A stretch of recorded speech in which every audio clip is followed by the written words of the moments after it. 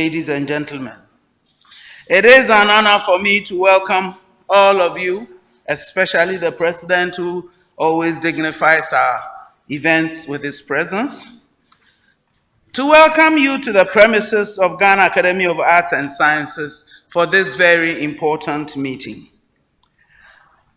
The Ghana Academy of Arts and Sciences was founded in November 1959 on the initiative of the then Prime Minister and later the first President of the Republic of Ghana, Dr. Kwame Nkrumah, with the aim of promoting the pursuit, advancement, and dissemination of knowledge in all branches of the sciences and the humanities.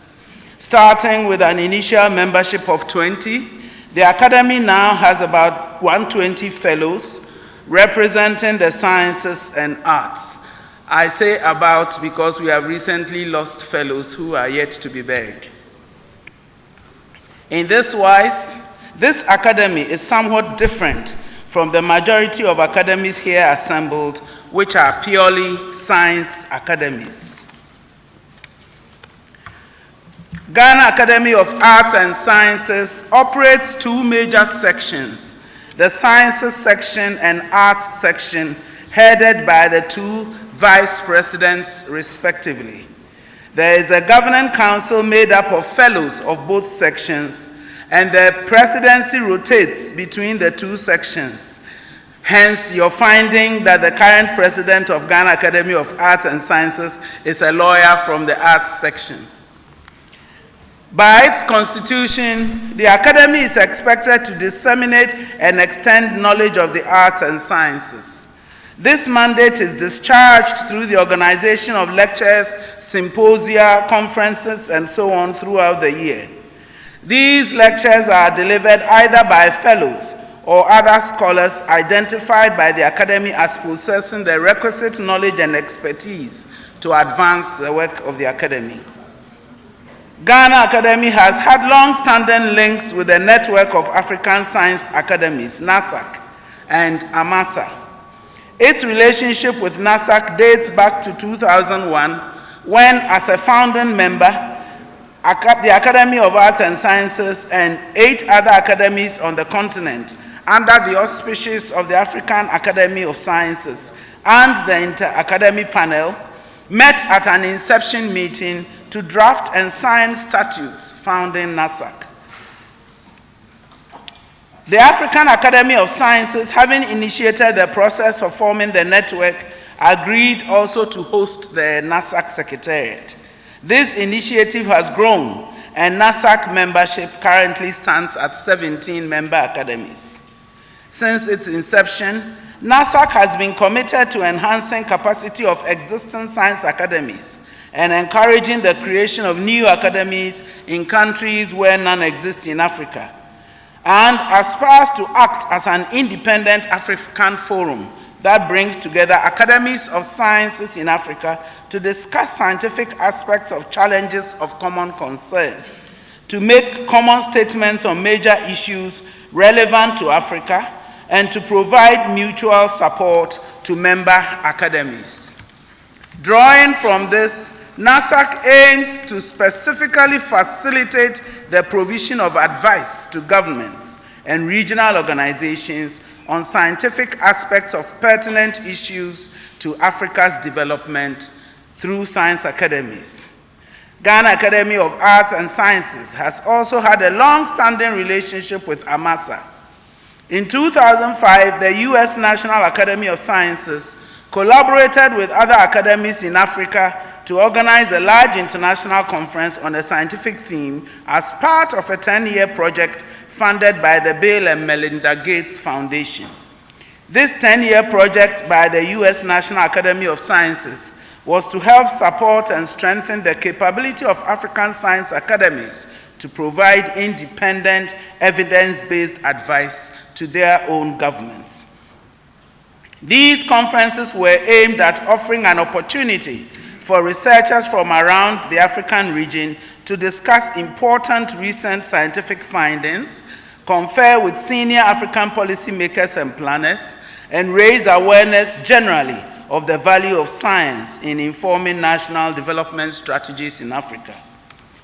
Ghana Academy of Arts and Sciences hosted the 5th in the series of conferences under the auspices of the African Science Academies Development Initiative, ASADI, now renamed AMASA by NASAC, in collaboration with the US and 7 other African science academies.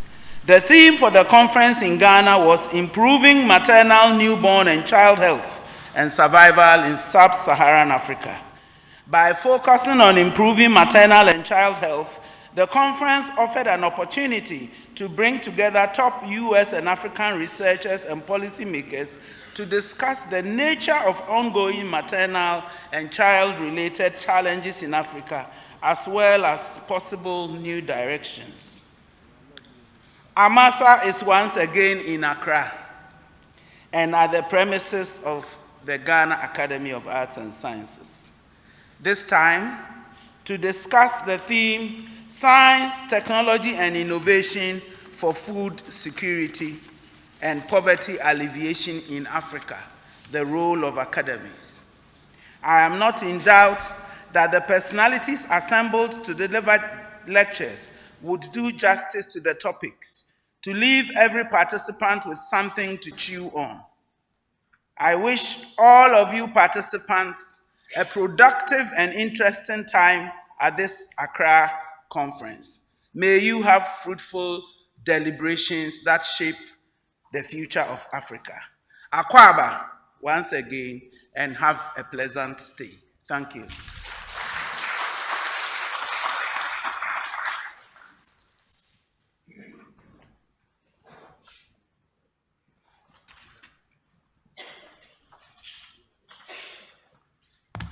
Thank you very much.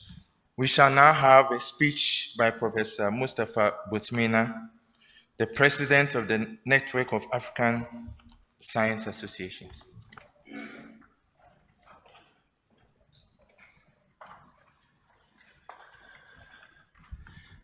Good morning, Your Excellency, Mr. President of Ghana, Mr. Minister, Mrs. President of Ghana Academy of Arts and Sciences, dear guests, ladies and gentlemen, I am sincerely delighted and honored to be part of this opening ceremony of this morning and to say some words on behalf of NASAC, the Network of African Science Academies. I would first like to thank Mr. President. Your presence today here with us is a clear engagement for science in Ghana, and by the way, in Africa, and I would like you to join me to applaud him for his presence. And I would like also to express our high appreciation to the Ghana Academy of Arts and Sciences for the nice hospitality. And NASAC is proud and is very happy to co-sponsor and to co-organize with the Ghana Academy of Arts and Sciences the AMASA 15, dedicated to food security and to alleviation of poverty in Africa, and the role of to be played by the academies with this respect. The topic of food security and alleviation of poverty is very important in our continent, and NASAC has during the last 5 years organized several meetings, several workshops, and had issued 4 important publications on the topic. 3 booklets for policymakers and 1 technical report. The first booklet for policymakers dealt with the use of the new findings of biotechnology in agriculture to boost the Africa's economy growth. The second report dealt with water security, which is somehow related. And third report dealt with resilience and adaptation to climate change, including the agriculture. These three booklets have become now true references worldwide and were cited by the international institutions like the United Nations, like the FAO, like the World Health Organization, like the IMF, the International Monetary Fund. And the fourth report was on the perspectives and challenges in science and in the research for food security and agriculture, and was made as a contribution to the global report by Inter-Academy Partnership. When we talk about food security, we don't mean necessarily hunger, although some regions in Africa do suffer from that, mainly in dry areas with water scarcity exacerbated by climate change. But we mean truly the undernourishment and the malnutrition, which causes are to be found not only in food insecurity, but also in the quality of the health system and the quality of our economic models that are sometimes not fully inclusive and not fully distributive of wealth among population. Of course, our continent has made tremendous efforts in alleviating poverty and in giving access to a large proportion of our population to food, but we should also recognize that we should put much effort to enhance this situation. Our continent is huge. It has more than 30 million kilometers square. It has a soil very rich with natural resources. Our population has exceeded 1,300,000,000. 45% of our population is now living in urban areas. And the average age in Africa, it's under 20, which is well below the average age worldwide, which is more than 30. These young people could be a dividend if we can transform it to an economic dividend. Otherwise, it can be a source of violence, a source of instability. There are more than 13 million of young people coming annually to the labor market, but unfortunately in Africa, we create only between 3.5 and 4 million new jobs. And we have to do more to create jobs for our youth, to give them hope, to create for them the right conditions to express their talent rather than immigrating to the north. There are many things that we can do together. The first thing, I think, is to ensure stability in many of African countries, because nothing can be done, no development without stability, no development in turbulence, no development in disorder. First thing is stability. Second thing is we have to operate a structural transition towards highly added value sectors, knowing that presently in Africa, the labor market is operated by more than 80% of informal sector. So what we have to do is to include the informal sector gradually with a differentiated way to really include it in the formal sector. Third, we have to massively invest in education. Education is the key for Africa really to catch the gap and the lag behind other countries. Fourth, we have to create the right environment for private sectors, an environment that should be flexible, agile, to help the private sector to innovate and to create jobs and to attract the international investment. Some countries in Africa have also to control the fertility and the demographic growth. And finally, I think it's time for Africa really to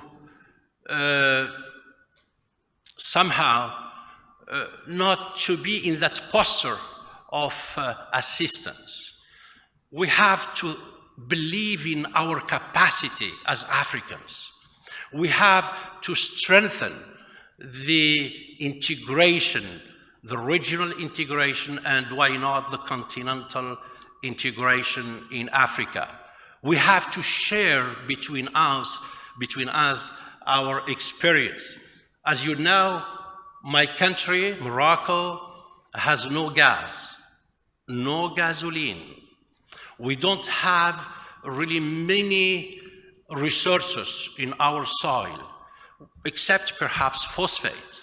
But instead of exporting phosphate as raw material, we built perhaps the largest chemical plant in Africa to manufacture phosphoric acid and fertilizers and ammonium and so on.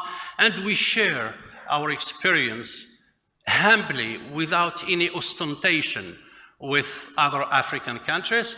And many production units are now underway, constructed in collaboration with many African countries, like in Nigeria, in Rwanda, in Ethiopia, and I think, Mr. President, also in Ghana. The same thing for mining. We don't have natural resources, but we have developed world-class type of expertise in mining and how to treat these materials, and many projects were undertaken with Senegal, with Ivory Coast, with Benin, with Central Africa. This is to tell that we have to really work together in this continent and not only to wait help and assistance from outside. Finally, I would like to thank again Mr. President for his presence. I would like to thank the Inter-Academy Partnership for their continuous partnership with NASAC. I would like to thank also the Leopoldina, the German Academy of Sciences. I would like to thank ASAF also, and the Hassan II Academy of Science and Technology that has a strong relationship with NASAC. And finally, I would like to thank the French Academy of Sciences for their several help. Thank you very much.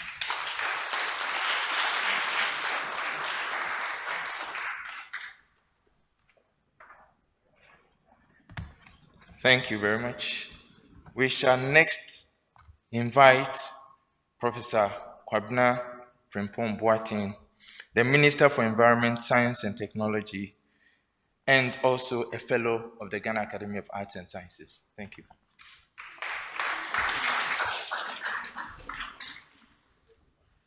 Your Excellency, Nana Adodankwa Akufo-Addo, the President of the Republic of Ghana, President of the Ghana Academy of Arts and Sciences,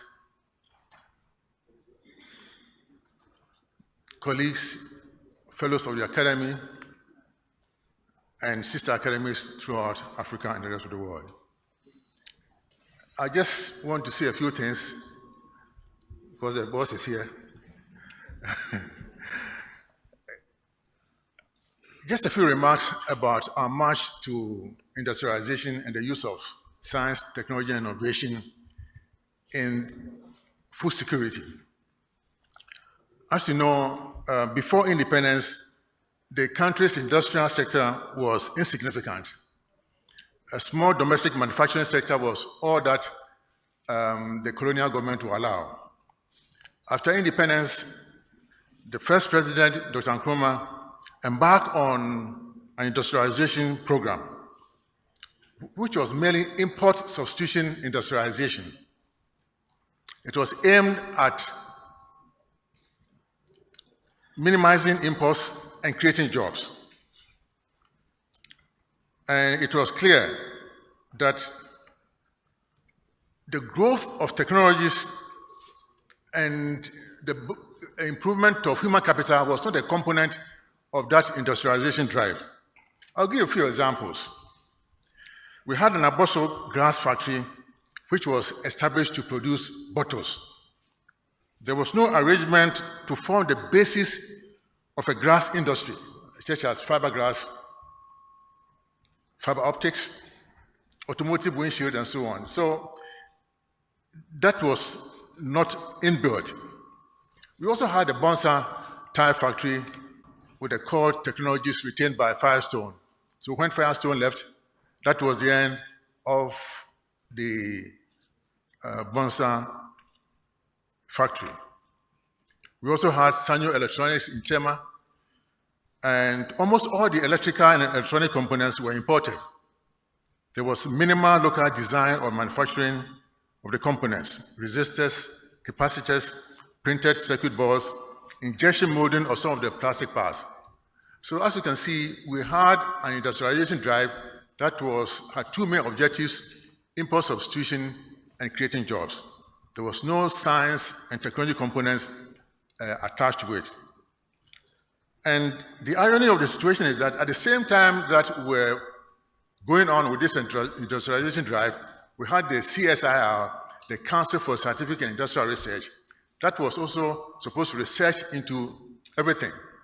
But there was no real linkage between the research and the industries. And at some point, CSIR was told to find money to fund its own research. And the result is what we see now. So the linkage between industry and science, technology, wasn't there. And that is what the present government is trying to address. With a new industrialization policy, with a new science, technology, and innovation policy, emphasis on STEM education, emphasis on technical vocational education and training, and so on. And I think that with also the introduction of the policy where the president has promised to devote 1% of GDP towards research and development will also help. So when we have all these things coming together, then we'll have a very credible industrialization drive backed by science and technology and the development of the human capital that will sustain these industries with time. So on this note, I'll pause here because the president is going to tell us more, and I wish my fellows good luck throughout this week, and I hope that whatever comes out of this area will be beneficial not only to the academy but also to Ghana as a whole. Thank you.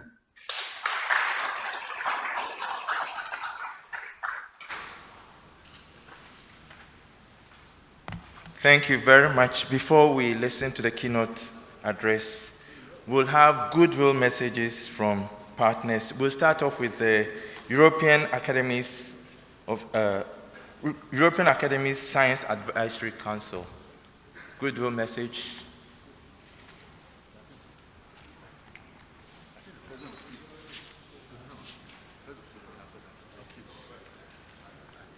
Please, there's a change in plans. Shall we invite the President of the Academy to introduce the President of the Republic?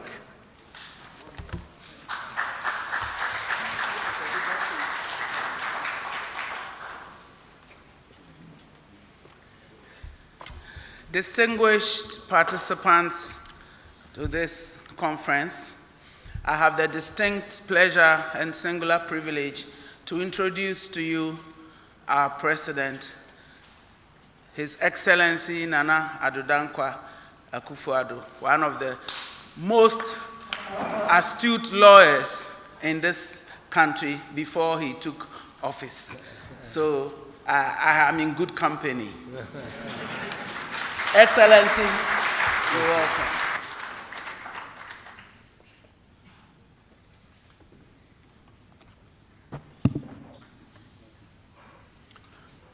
Minister for Environment, Science, Technology, and Innovation, and Fellow of the Ghana Academy of Arts and Sciences, the President and Fellows of the Ghana Academy of Arts and Sciences, President of the Network of African Science Academies, NASAC, members of the African Academies of Sciences, fellow Africans, ladies and gentlemen. I thank the President of the Ghana Academy of Arts and Sciences, Professor Henrietta Mensah-Bonsu, for the invitation to deliver these brief remarks at the annual meeting of the African Science Academies. Our nation is proud to host the 15th edition of this gathering. And to those of you coming from beyond our shores, I say Akwaba, our word of welcome to all of you. I hope you enjoy your stay amongst the people famed for their hospitality. The theme for this meeting, Science, Technology, and Innovation for Food Security and Poverty Alleviation in Africa, the Role of Academies, is a call to arms, as its attainment is vital to the future success of our respective nations and continent. I say nothing new when I state that all aspects of our lives are now ruled by science, technology, and innovation. It is thus of the utmost necessity that we embrace them fully in our attempts to construct progressive and prosperous nations and to realize the commitment as enshrined in the 2030 United Nations Sustainable Development Goals of leaving no one behind. This meeting could not have chosen a more qualified speaker to deliver the keynote address than Ghana's far-sighted, hard-working Minister for Food and Agriculture, Dr. Usuefrie Akoto, who has overseen the spectacular revival of our country's agriculture under the flagship program dubbed Planting for Food and Jobs. It is wholly appropriate that the 15th edition of this meeting should take place in Accra in the 60th year of the establishment of the Ghana Academy of Arts and Sciences, the first such on the continent of Africa. The celebration of this important milestone in the life of the Academy is enriched by this event. Just like many of our institutions of state, its birth was caught up in the historic controversies that attended Ghana's achievement of independence in 1957. Initially mooted in the early 1950s by J.B. Dankwa, one of the great protagonists of our independence struggle, it was the first Prime Minister of modern Ghana, the legendary Kwame Nkrumah, who established it. Rarely for those times, they were both founding members of the Academy, who, according to an eyewitness account of a fellow member, the late Professor Alex Edum Kwapong, the first Ghanaian Vice-Chancellor of our premier university, the University of Ghana, worked well together to set the Academy on a positive path of national engagement. I congratulate the 6 new inductees, including my senior at the University of Ghana, Professor Yawedu Jamfi, on their selection into this prestigious academy. The Academy, like its equivalents on the continent, has played and continues to play a critical role in the growth and development of our nation. It has stayed true to its mission of encouraging the acquisition, creation, dissemination, and utilization of knowledge in all branches of science, arts, and the humanities.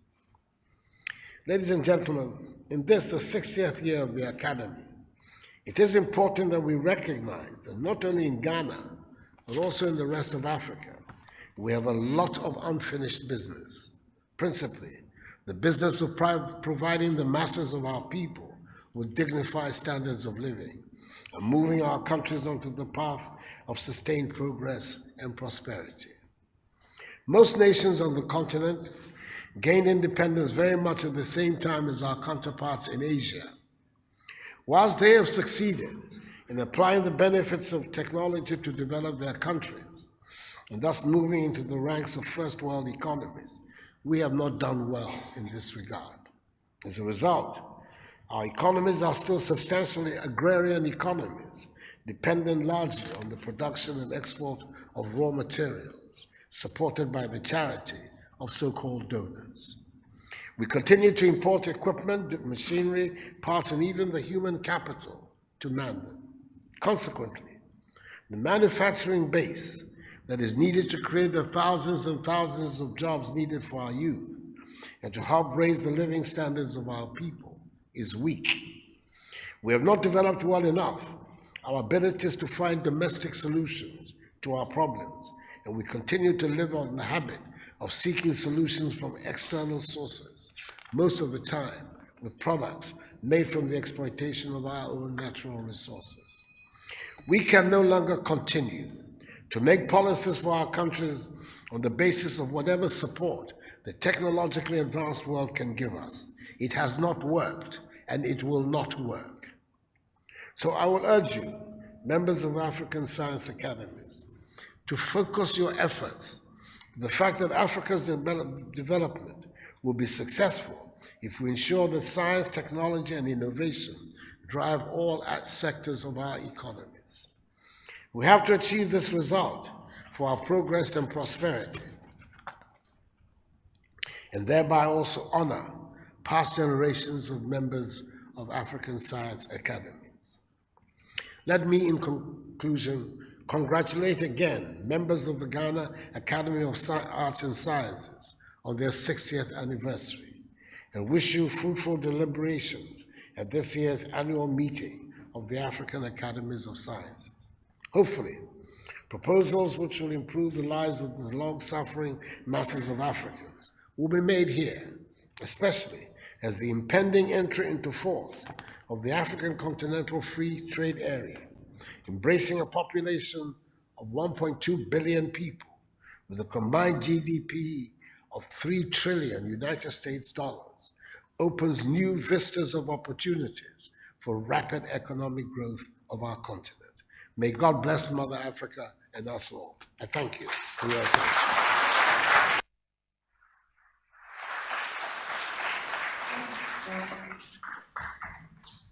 Thank you, Mr. President.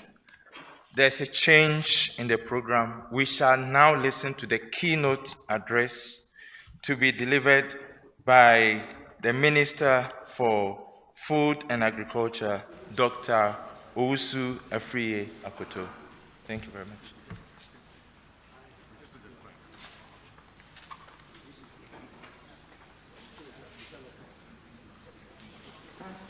Please, shall we rise?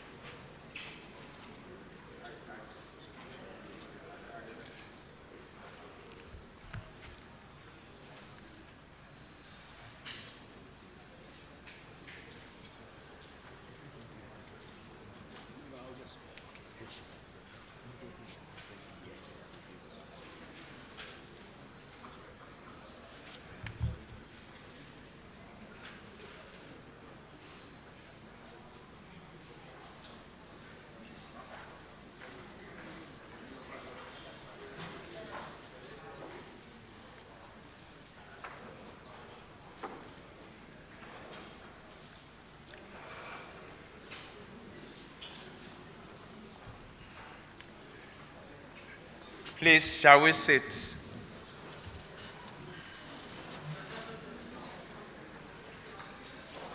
We shall now invite the Minister for Food and Agriculture to deliver the keynote address. Thank you.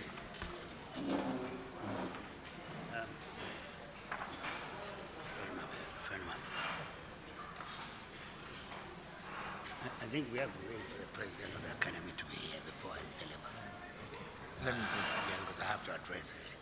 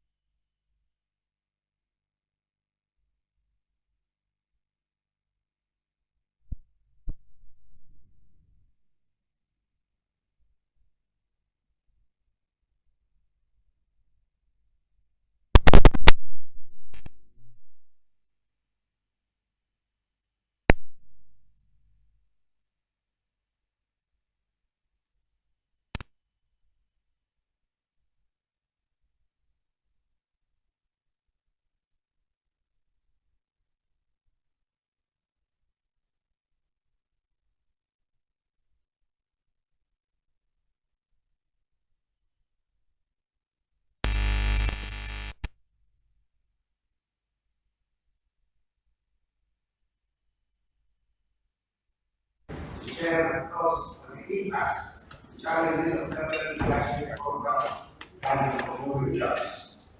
I note that selected topic policies of food security and poverty and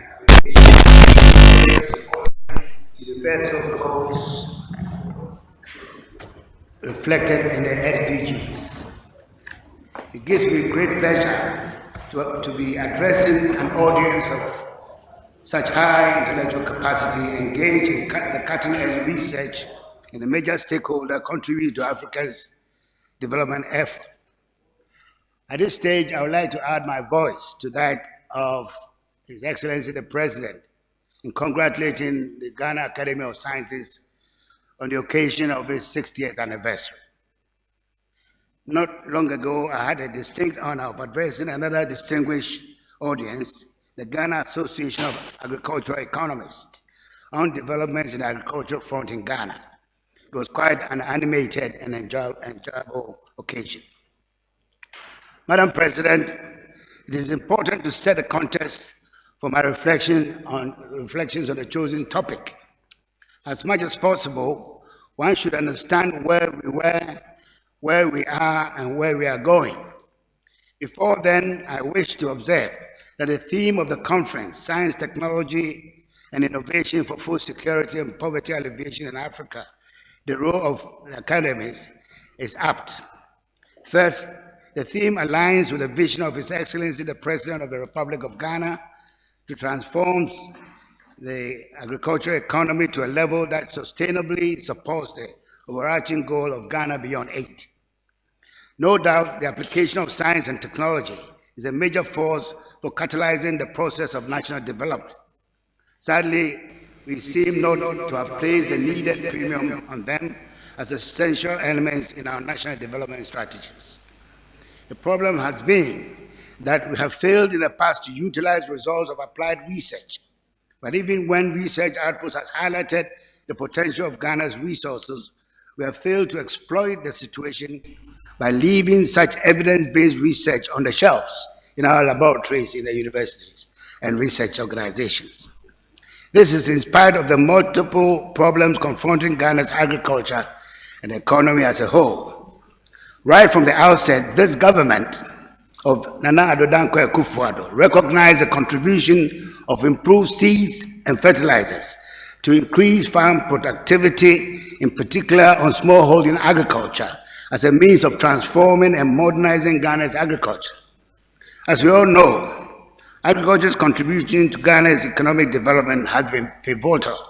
In the immediate post-independent era and slightly beyond, the sector accounted for as much as 70% of employment, and then 50% of our GDP was coming from agriculture. Cocoa, Ghana's main cash crop, was also the leading earner of foreign exchange for the country. Since Ghana's oil find and production in 2009, the contribution of agricultural economic development has receded to the point of playing second fiddle to oil and the service sectors. Understandably, there are some who attribute this to the Dutch disease and fast-paced development of ICT. Others justifiably believe that self-inflicted factors account for the decline of agriculture. Key among them are low adoption of improved technologies resulting in low yields, poor markets associated with uncompetitive products, inadequate agricultural financing, high post-harvest losses, and poor infrastructure, to mention a few. To reverse the situation and reposition agriculture as a priority in the development of the country, the government of Nana Addo Dankwa Akufo-Addo adopted a marketing approach to the plural of its policies on agriculture, using the marketing technique of branding. So all the government's programs to develop turnaround agriculture have been branded Planting for Food and Jobs. Madam President, the President launched the Planting for Food and Jobs in April 2017, barely 4 months into his office, to begin the process of tackling low productivity, most especially in the food crop subsector. It is instructive to state that maize crop, a major staple in Ghana, was being produced at yields as low as less than 1 metric ton per hectare, a far cry from the minimum potential of 5 metric tons per hectare, which is being produced in less endowed countries in sub-Saharan Africa. This explains the government's massive investment in the provision of subsidized fertilizers and improved seeds for farmers under the PFJ. The results have exceeded expectations. Yields of targeted crops have recorded significant improvement over their 2016 level. Maize yields increased by 89% from 1.8 metric tons per hectare to 3.4 metric tons per hectare. Rice yield increased by 48% from 2.7 metric tons per hectare to 4 tons per hectare. And soya yields increased by 200% from 1 metric ton per hectare to 3 tons per hectare. Notable among the other achievements include a total of 551,000 metric tons of both organic and blended organic fertilizers were distributed in 2017 and 2018. In 2019, it went up to 331,000 metric tons of fertilizers distributed to the beneficiary farmers. Madam President, this has never happened in the history of Ghana. The highest amount of fertilizer applied before we came into office was 120,000 metric tons. We are talking about multiples of this in a very short space of 2-3 years. A total of 4,400 tons of improved seeds were distributed to 202,000 beneficiaries in 2017. In 2018, the following year, that figure went up to 6,800 metric tons of improved seeds distributed to 677,000 beneficiaries. And this year, we have distributed something like 15,000 metric tons of improved seeds to 1.1 million smallholders, and we are still spreading the news. 1.5 million temporary jobs have been created by the end of 2018. Fertilizer use per hectare, which was one of the lowest in Africa, was only 8 kilograms per hectare in 2017. But the following year, it had gone up to 20 kilograms per hectare in 2018. And we are closing this year, next month, and I'm sure we will hear a far bigger figure. The ECOWAS heads of state in 2006 adopted a resolution which said that each member country of ECOWAS should reach 40 kilograms per hectare of fertilizer application. So in spite of this jump, we are still far away from the ECOWAS figure. And the 40 kilogram per hectare figure compares the world average of fertilizer application of 130 kilograms. And if you go to China, you will see as high as 250 kilograms per hectare.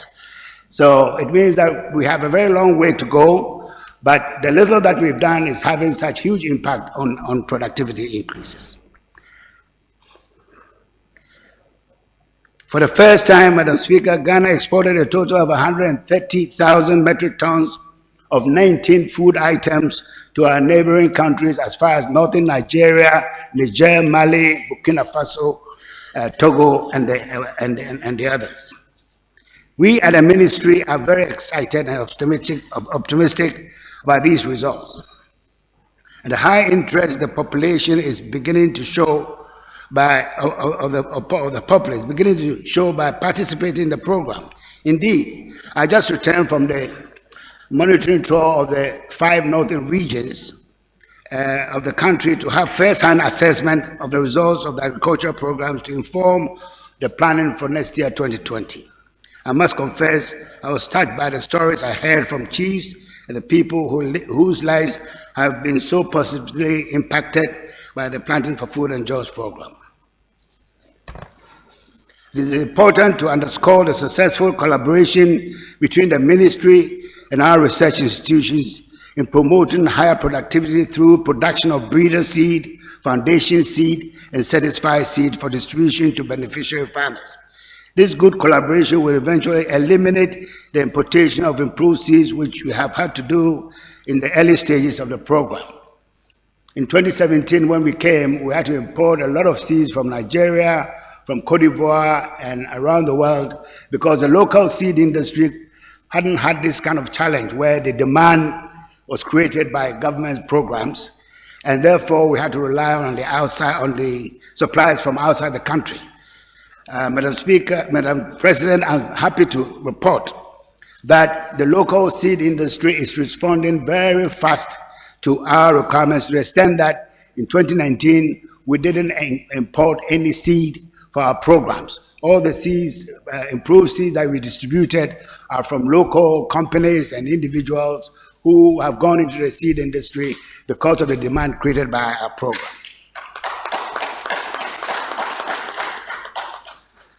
The government, in collaboration with the Moroccan company OCP, is establishing a fertilizer manufacturing plant in the western region. For the first time, Ghana is producing gas in excess of its immediate requirements. And in fact, gas is being pumped down in order not to flare. And we are very much advanced in negotiating with this company, OCP, from Morocco. And hopefully by next year, by the end of this year or early quarter of next year, the president will cut a sword for the construction of a 2 billion fertilizer plant to produce fertilizers for our farmers and beyond to the neighboring countries. Madam President, apart from the advances in food security, the government has embarked on an ambitious agricultural diversification program. It comes under the title Planting for Export and Rural Development. As I mentioned, Planting for Food and Jobs has 5 modules. The first module is to do with food security that we've talked about. The second module is to do with tree crop development. And this is what I'm going to talk about now. The president launched the tree crop module in April 2019 this year, and it's labeled the Planting for Export and Rural Development. This program is aimed at diversifying tree crop agriculture to diversify our foreign exchange earnings and promote rural industry. In 1922, the governor of the Gold Coast Gordon Gagisbeg, was the one who declared that the Gold Coast at the time, producing 2/3 of world supply of cocoa, had reached the stage that we needed to diversify into other tree crops. Since then, every government, pre and post-independent, has talked about diversification. It's never happened. For the first time, this government of Ronaldo Danko Akufo-Addo has selected 6 tree crops for rapid development. And the idea is that at the moment, cocoa is giving us $2 billion a year. We want each one of these 6 crops to give us $2 billion each. And we will establish the capacity for this to happen in the next 4 or 5 years. We should be producing each of these. And these crops are cashew, coconut, oil palm, coffee, shea, and mango. And we are working assiduously with research organizations to provide adequate planting material to supply district chief executives. For those of you who don't know, district chief executives are the representatives of the president at the base, at the district level. So they have the responsibility to establish these seed gardens, to produce seedlings, to be given out free of charge to farmers. We started a pilot in 2017, and it's working like wonders, and farmers are very interested, and this is by the way by which we want to diversify the economy. Cote d'Ivoire, which is our neighbor, has 5 crops giving them $15 billion, and Ghana still has just 1 crop, cocoa, giving us $2 billion. We want to emulate the example of Cote d'Ivoire, and we put in place measures to ensure that that happens within the next 5-6 years.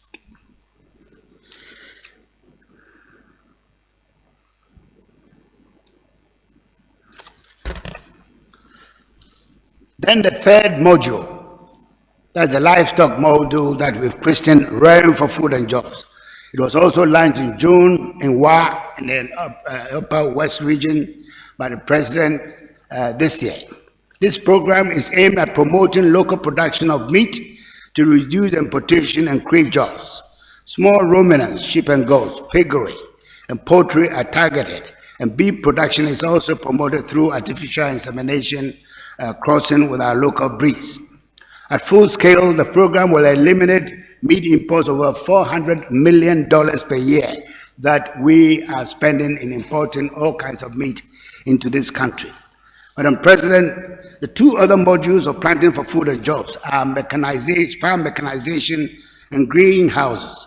The mechanization is aimed at improving farm efficiency and reducing the drudgery in agriculture. A mixture of equipment, small handheld and appropriate machinery for farm processing are being sourced under various bilateral arrangements with Brazil, the Czech Republic, and India for farmers and agri-businesses. Greenhouse Villages program is promoting high-quality vegetable production and a controlled environment. This has high investment returns per unit area and quick turnover. The youth are particularly targeted, and 238 graduates and diplomas have been trained since 2017, the beginning of our term. By the end of 2019, we'll have 3 such greenhouse villages in operation, a large training component producing 270 graduates a year. This program is actually being implemented with support, technical support from a company from Israel. The government of Ghana is providing the funding. So far, we spent $20 million, and we're going to spend some more.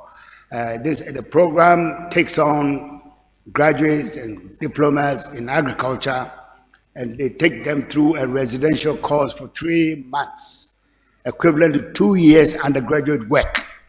After that, a selection of them are sent to Israel to work on kibbutz to have first-hand experience. The pioneers have just arrived. The government is doing everything to ensure that these are settled in these villages or outside the villages, depending upon their preference. But we're giving them the support so that it's not a question of they coming to be employees, but employers. I mean, entrepreneurs who set up their own businesses within the specified areas of the villages or outside the villages. And that is ongoing. To enable these youth graduates to establish their own businesses, the ministry entered into a bilateral arrangement with the government of Israel to work in the kibbutz. As I've said, the first batch of 51 graduates have returned and are being settled. The second batch is gone, of 71 of them just left last month, and I intend to visit them whilst they are there to see how they were doing. Madam President, a thriving agriculture that provides opportunities for all to make profits will attract enterprises and especially the youth to choose agriculture as a career. This is the agenda that we've been prosecuting since 2017. Other interventions include one village, one dam, one district, one factory, one district, one warehouse, and others. Under warehousing, under these programs, efforts are underway to add 80,000 metric ton warehouse capacity by the middle of next year to the existing 34. We are constructing 80 warehouses of 1,000 metric ton capacity around the country to contribute to the marketing infrastructure. And these centers would also eventually be incorporated into agro-processing centers as well by adding them on to process in situ what they receive from the aggregators.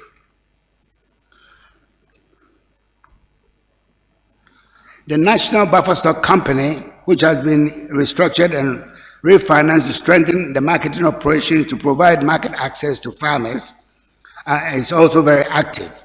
NAFCO also provides avenue for market linkages with institutions such as the school feeding program, free senior high school program, the prisons and the hospitals. The warehouses also provide opportunity for linkages with the operation of the Ghana Commodity Exchange, which has just been established less than a year ago, and provides opportunity for improved and expanded grain trading, both domestic and in the export market. The use of stocks as collateral for bank financing to smallholders. Strong extension services is critical if farmers have to respond to the interventions and sustain their interest in increasing productivity. The government assumed office in 2017 when extension services were near collapse. Only a third of the estimated 4,500 agricultural extension agents were at post, with 80% of them going on retirement within the next 3 years. The extension service system has since been strengthened with a recruitment of over 2,700 new graduates in 2018. In addition, young graduates are trained and encouraged to find careers in the agricultural sector through the National Brigade Corps. Biometric farm registration is taking place to provide better data for planning and targeting. The agricultural extension agents are being retrained and reoriented to approach extension delivery with a value chain concept with emphasis on marketing. Under a Canadian government budget support, which began 2 years ago, extension services are also revitalized with the provision of 300 vehicles to regional and district directors of agriculture and over 3,000 motorbikes for the extension officers. So we are not only increasing the numbers, logistics are being provided to them to strengthen their work, and I could see the impact of these young men and women in my recent visit to the north. Madam President, the challenge with agricultural financing is being worked on. There is financial sector liberalization to allow private sector agribusinesses to negotiate export support based on their business models. The recently designed Ghana Incentive and Risk-Sharing Agricultural Lending, we call that GAAS, provides a de-risking instrument to enable banks, commercial banks, to lend to agribusinesses. Similarly, other interventions such as Agro and Value Chain Fund, the Exim Bank, are all financial instruments geared towards supporting agriculture and agro-industry to grow. From the foregoing, Madam President, there's no doubt that we are on track to modernize and transforming the agricultural sector with the momentum, support, and seriousness attached to these interventions, which shall meet the targets and the objectives. Are there challenges? Yes, of course. My biggest challenge as I stand here as a Minister for Food and Agriculture, which is confirmed by my recent visit to the northern sector is the huge market surpluses generated currently. Everywhere I went, they were talking about the fact that they've harvested, the market is slow, and so on. I expect even more surpluses as more farmers get involved in the fourth year of implementation next year. To this end, I'm arranging for medium-scale processing machinery to be installed in selected clusters of production areas. This is linked to the One District, One Factory agenda, which has incentives for private sector investment. This morning, I got here at 9:30 as I was advised, only because I was engaged in a conversation with a big company from the City of London who want to come and partner us in the buffer stock company so that we have the required liquidity to mop up the surpluses that we need. We don't have the wherewithal, the government, to be able to do that. So we are actively looking for private sector intervention to help us in this regard. We will also carry out a very aggressive promotion of consumption of locally produced products. This will create a huge domestic market which can spill to the sub-regions, that's creating job opportunities and reducing post-harvest losses. Strengthening market linkages will also be important in addressing the huge surpluses. This will require intensifying farmer education on producing with the market in mind. In line with this, the ministry, in collaboration with the Canadian government, is educating officers and agribusinesses on how to identify markets before they go into production. We also take cognizance of the fact that we cannot reach all farm beneficiaries, noting the huge fiscal implication of these interventions. It is our hope that the results of these interventions so far will provide sufficient evidence for farmers and agribusinesses to continue to buy improved seeds to increase their productivity and profits. Once again, it is encouraging that academia is paying attention to the development in the agricultural sector. Some research has already been conducted on the impact of planting for food and jobs on the farmers of this country. Indeed, a major impact study is being conducted by the International Food Policy Research Institute, IFPRI, and the Institute of Social, Statistical, and Economic Research of the University of Ghana, in collaboration with my ministry. On this note, I encourage you as scientists from Africa to work closely with the agricultural and industrial sectors of our economies to bring about a social and economic transformation culminating in food security and wealth creation for our citizenry. I thank you for your attention. Thank you.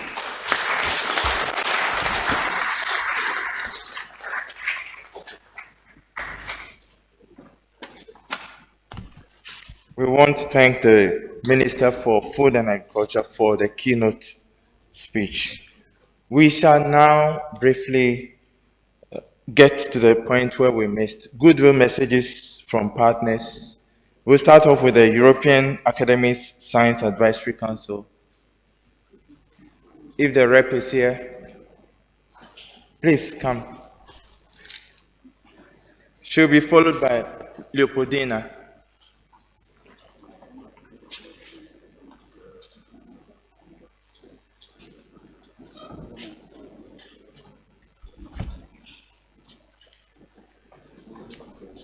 Madam President, ladies and gentlemen, it is an honor to be here and to speak to you today and to bring the best wishes of the European Academy Science Advisory Council.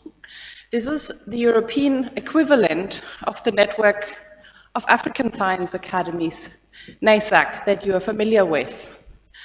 ESAC is engaged in policy advisory work in Europe, primarily at the European Commission level, but also provides scientific advice to national governments. And ESAC has been partner of NASAC in the report on neonicotinoid insecticides that will be launched here tomorrow. And so I bring you the best wishes of our president, Professor Thierry Courvoisier of the University of Geneva in Switzerland, as well as specifically the scientific program director, who was leading on the development of the report, Professor Mike Norton, who unfortunately cannot be here today. And Isaac wishes you a very enlightening and enjoyable meeting, and particularly during tomorrow's launch, and hopes that the African Academies of Sciences will make full use of the report that we will introduce tomorrow, and take it to your respective governments. Thank you. Thank you very much. We would then have brief message from Leopoldina. Okay, we don't have anybody from Leopoldina. Then the Inter-Academy Partnership, a short message from Inter-Academy Partnership, please.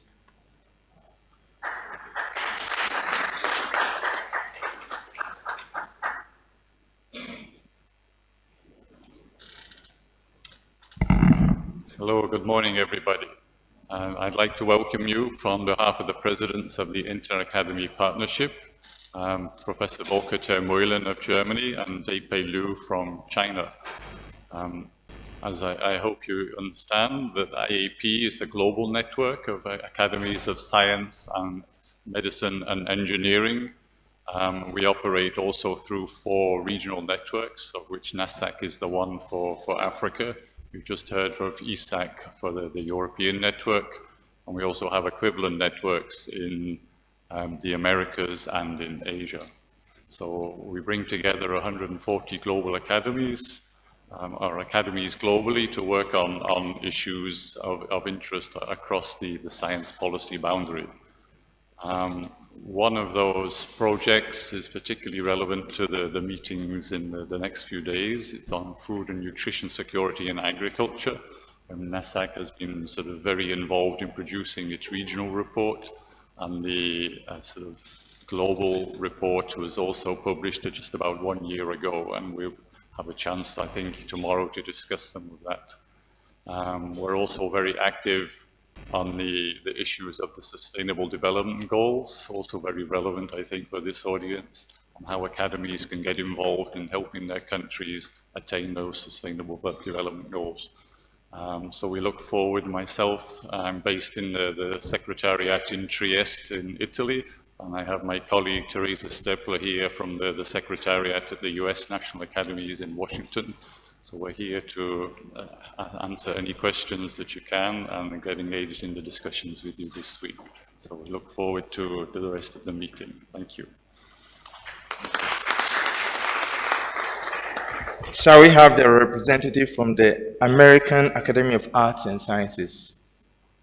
Yes. Brief, please.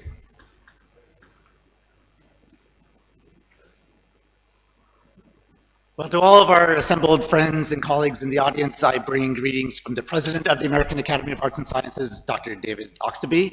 It is an honor for us to be participating here. I also, on behalf of the officers and board of the American Academy, I congratulate the Ghana Academy on their 60th anniversary.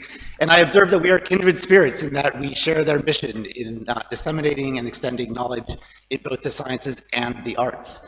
And finally, I would say that we are honored to be partnering with NASAC to organize a series of workshops and listening sessions across the continent to gain insights in how the United States could be a better and more equitable partner to the scientific community in Africa and indeed around the world. The first of those sessions will be held tomorrow afternoon, and we look forward to your input and advice as we proceed with what is currently one of our major initiatives at the American Academy. Thank you very much. Shall we please next have the representative of the International Water Management Institute? Okay. Shall we then move on to the last but not the least, International Science Council Regional Office for Africa, if the rep is here.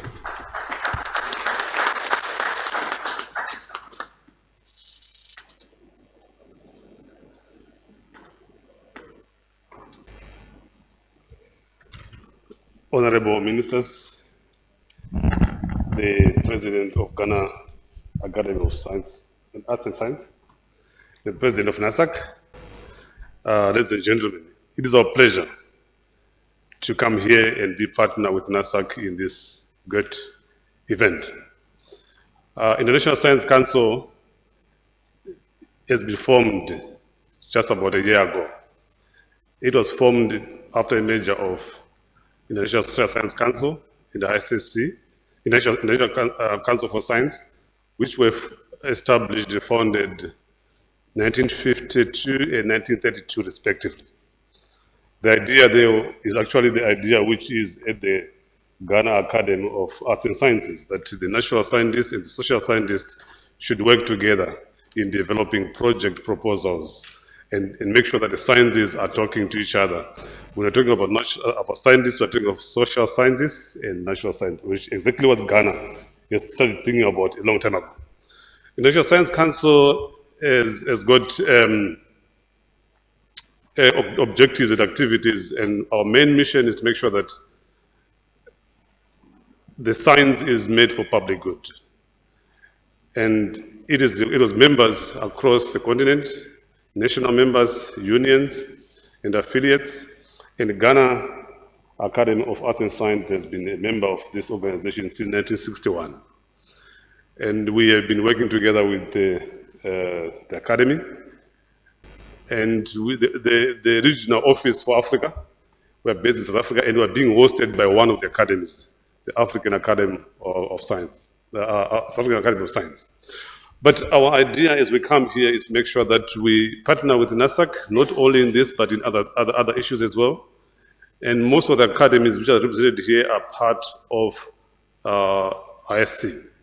As we move forward, we will look forward to collaborate with each and every academy on the continent and other partners, as well as the scientific community. I thank you. Thank you very much. We've come to the end of the program. We will go out for a group photograph.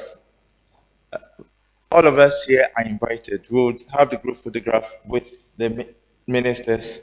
And after that, there will be a break till 11 a.m. for the next session. Shall we please rise?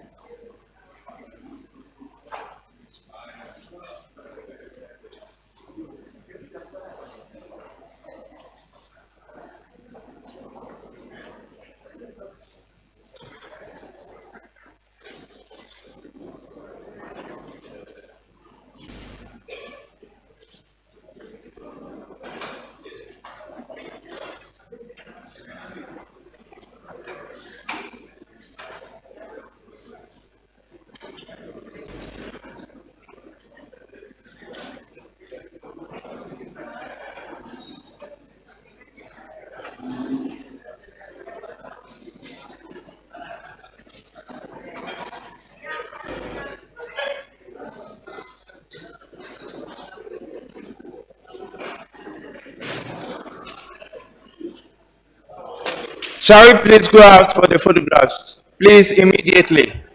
Let's go out for the photographs outside.